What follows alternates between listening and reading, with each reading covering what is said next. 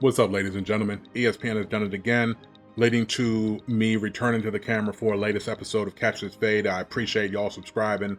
I got to set some things straight. Adam Schefter went on the Pat McAfee show, kind of sent Cowboys Nation in the wrong direction, kind of gaslit everybody, talking about Dak Prescott is going to have a $95 million dead hit charge on the Cowboys 2025 cap if they can't reach an extension. That is absolutely incorrect. That is not how the cap works. ESPN should know better. They should know better than getting on TV. They are the industry leader. They are supposed to be basically perfect because that's how much these guys get paid to get on TV and talk shit.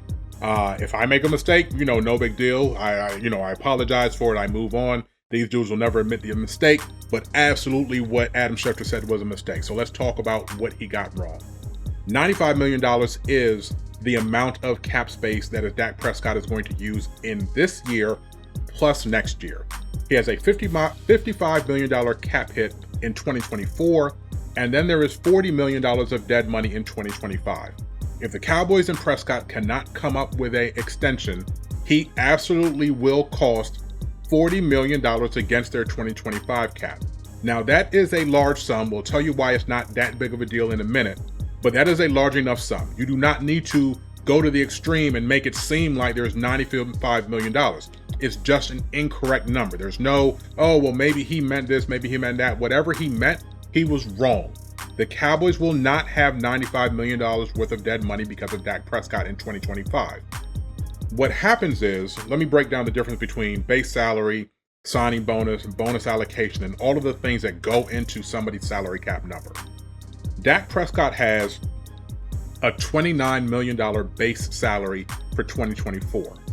He also had a $5 million roster bonus that was due on the 5th day of the league year. So all in all, $34 million is being paid to Dak Prescott for the 2024 season. That $34 million is part of the 4-year, $160 million contract that the Cowboys gave to him, or that he earned, that they agreed to in 2021. $160 million is the total amount that Dak Prescott will cost the Cowboys, period, over the course of this contract. The way that dead money works and the way that bonus allocation is, basically it's an accounting tool that NFL teams can use to skirt the cap. When you have a bonus, whether it's a signing bonus that's agreed to upon the initial agreement of the deal, or a restructure bonus which happens in later years of the deal, no matter what, a team will never be hit for more cap space than what they actually paid the player. And I think that's the part that gets missed a lot of times. The Cowboys do not have to pay Dak Prescott $40 million in 2025. He's already gotten the money. That's already been paid to him. Once this season is concluded, he will have the full $160 million plus what's allocated. It's just basically Klarna. When you buy something now and you get a no interest loan to be able to pay it off later at a given point. That's how allocation works when it comes to this bonus money. So over the course of Dak Prescott's 4-year contract, including what happened with the restructure bonus early in the month of March, that is simply the money that has not been used on the salary cap, but it's money that has been paid to Dak Prescott. So while they bought Dak Prescott in 2021 and they paid him his base salary of $1 million and a $66 million signing bonus, $67+ million they paid him in 2021, he did not cost $67 million against the Cowboys salary cap. It was allocated throughout the 4 years of the contract plus void years. And when they restructured him in 2022, nothing changed about the amount of money Dak Prescott made in his contract. None of that changed. He still got the exact same amount of money that was in the initial contract. They just simply changed base salary into restructure bonus and allocated that across 5 years, the 3 remaining years of the actual contract and the 2 void years that were stacked on at the end. In March, just several weeks ago, he was due a $5 million roster bonus. What did the Cowboys do? They went to his representative. They said, hey, we need cap space to sign some of these $1 million 1-year rentals. we need to create some room. The easiest way to do it, since we already have a ton of cap space being used by you in the future, or for you in the future, can we just go ahead and add 2 more void years to the end of the deal? These aren't years that you're under contract for. We're not going to pay you any base salary. It makes no difference to you. We just need you to have a good faith agreement that we are working towards an extension. If it happens, it happens. If it doesn't, we walk away. But that basically allowed the Cowboys to take the $5 million in a roster bonus, turn it into a restructure bonus, and spread that cap hit out to the tune of giving them $4 million worth of space now and moving $4 million into what will be dead money next year. So all in all of those bonuses, all of those restructures, the signing bonus, everything amounts to the Cowboys having saved $40 million worth of cap space over the 4 years of his contract. They paid him the money, but they haven't used $160 million worth of cap space. They've used $120 million worth of cap space. So all of that has allowed the Cowboys to sign other players. Now, we can get into a conversation about how well the Cowboys have signed other players, given money to this guy or that guy, or how they've used it. Joey Ikes, my good friend, he did a great breakdown of the fact that the Cowboys are claiming this issue of the salary cap, but they're really using their cash on other businesses and not making the Cowboys better.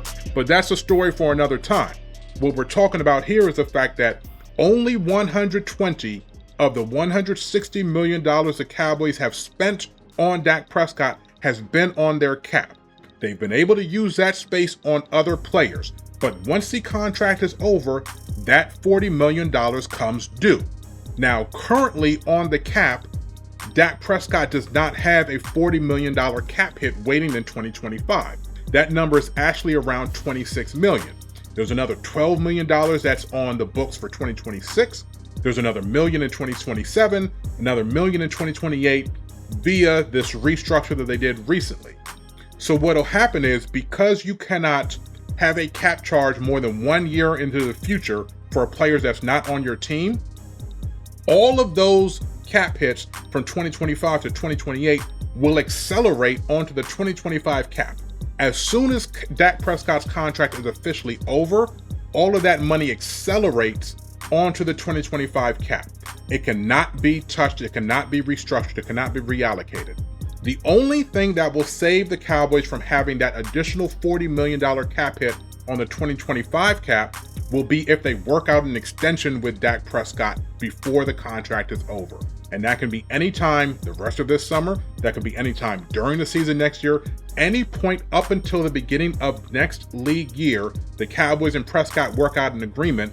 That $40 million cap hit will not be there. The rest of those years, the $12 million in 2026 and the $1 million in 27 and 28, that money will stay on those years' caps as long as the Cowboys and Prescott work out an agreement that goes through those seasons. If they don't work out an agreement, that extra $14+ million now accelerates on top of the $26 million, and it all hits in 2025. I hope that makes sense for y'all. I'm trying to do my best to break it down in the way that y'all can understand. But again, there's a difference between what the cash that is paid to a player and the allocation of bonus money, which ends up being dead money in the future cap years. The Cowboys do not have to pay Dak Prescott to not be on this team. The Cowboys have reaped the benefits of having $40 million worth of cap space over the 4 years that the contract has been good for to spend on other people, and now it's due. And if you really want to get in the weeds about it, it's very smart, because $40 million over the course of the 2021 through 2024 cap years is actually worth a lot more than $40 million in the future. The cap goes up every year. So if you have $40 million out of $225 million or $40 million out of $260 million, the difference in percentage of cap space that you're allowed to spend up, that is how these teams basically justify what they're doing when they're moving this money around. It takes up less space in 2025 than it would have across the course of the contract. So they're actually doing a lot better. They're getting more bang for the buck, if that's the way that you want to call it, by doing these allocations and pushing money off into the future. Sure, when you get to 25, you're like, oh, I would have loved to have that $40 million worth of cap space right now. Of course you would, but you used it, and it allowed you to use more of your cap to buy more players during the years that you were pushing that money off into the future. I hope that makes sense. If I've done a good job of explaining it to you, I appreciate you. Smash the subscribe button. You know we don't do daily videos. That's not my thing, but I do come through every once in a while whenever there's something important to talk about. So I hope this video did that for you. Again, smash the subscribe button. Look for us on YouTube. Look for us on TikTok. Follow me on Twitter @KD Drummond NFL. It is what it is. Salute.